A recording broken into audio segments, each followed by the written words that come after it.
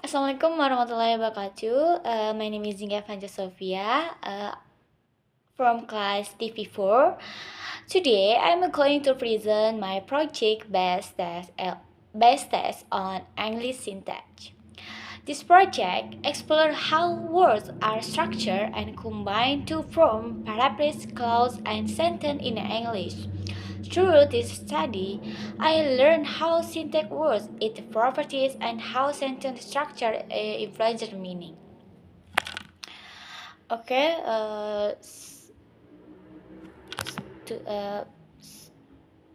next slide. What is the first slide? What is a syntax? Syntax is a branch of linguistics that studies how words are organized and combined to form meaningful sentences.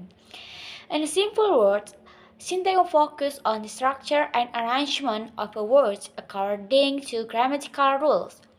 For example, the cat catches the mouse is correct. The cat catches the mouse is correct, while catch the mouse the correct is not because because the Wheel's English syntax order.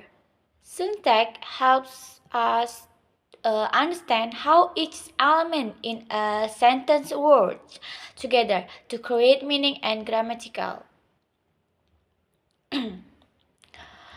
Okay, next slide. And the first is hierarchy, which means that sentence structure is organized in levels from words to paraphrases to clauses and finally to a complete sentence. For instance, in The Little Boy Plays a Football. There is a noun phrase, the little boy, and a verb are perhaps play football. The second property is a recursion, which is always asked to extend sentence infinitely.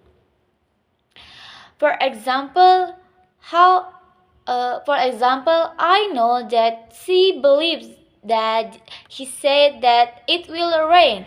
Here, each clause is embedded inside another clause.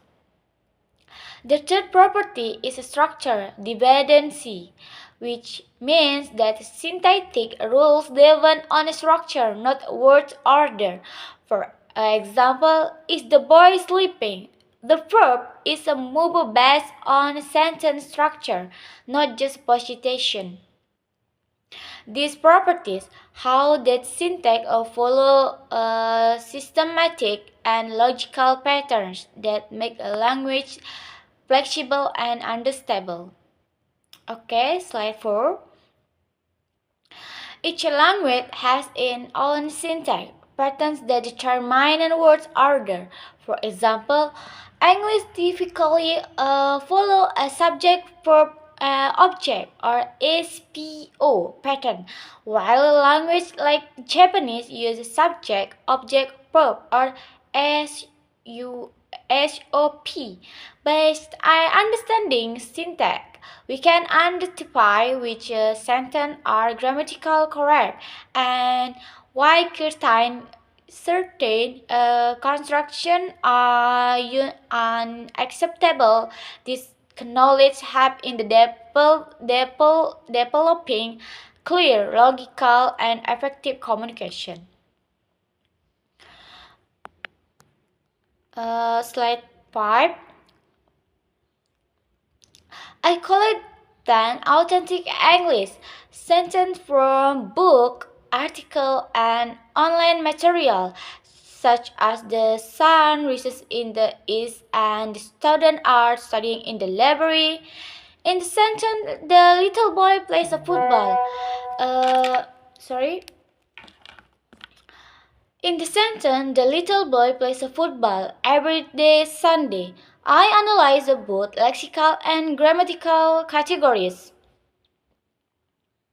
Lexical categories the determine a little adjective. Boy, a noun plays a verb. Football, a noun every determine a Sunday noun. Grammatical categories Boy is singular. Place agrees with the singular subject. Place is the present tense and sentence show a habitual aspect through every Sunday.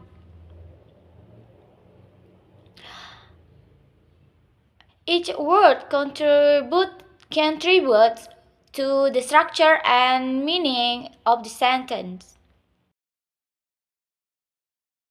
Okay, next, the sentence, the little boy plays a football every Sunday, follow the pattern E, subject, to noun phrase and verb phrase.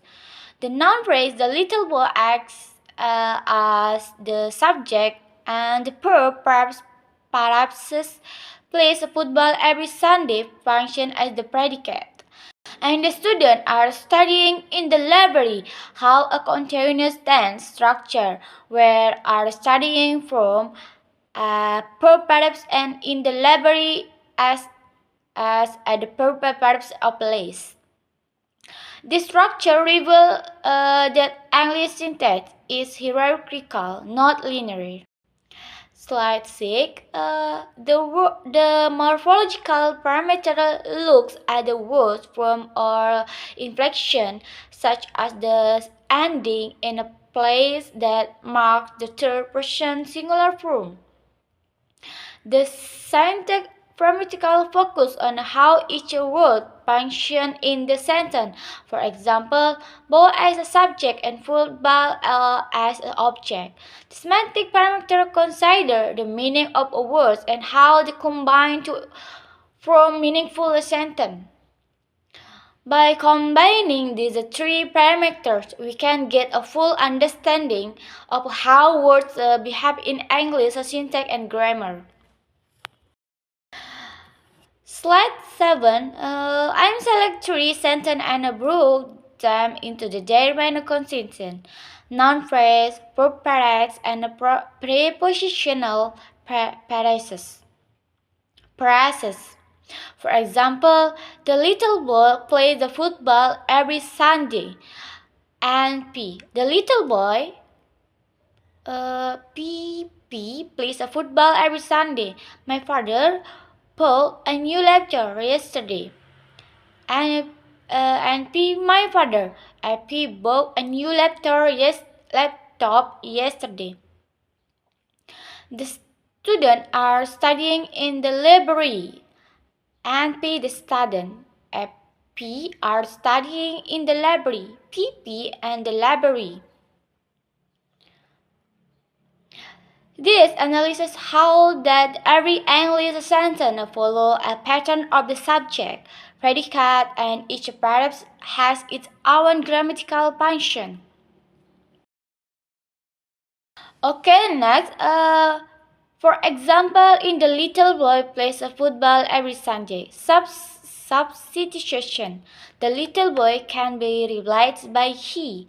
Movement. Every Sunday can move to the front. The from every Sunday the little boy plays a football. Coordination. Football can be coordinated with a basketball. In the students are studying in the library. Substation. In the library 3. Movement. In the library the students are studying. Q&A. Where are the students studying? In the library. This test proves that each paragraph functions as a constituent and unit that behaves as a unit that behaves as a single element in a sentence structure. Okay, next, this shows that English syntax is a structure divided and hierarchical organizes. Each paragraph reader is a noun phrase, verb phrase, and prepositional phrase acts as a meaningful unit that can move or be relevant without changing in the sentence core meaning.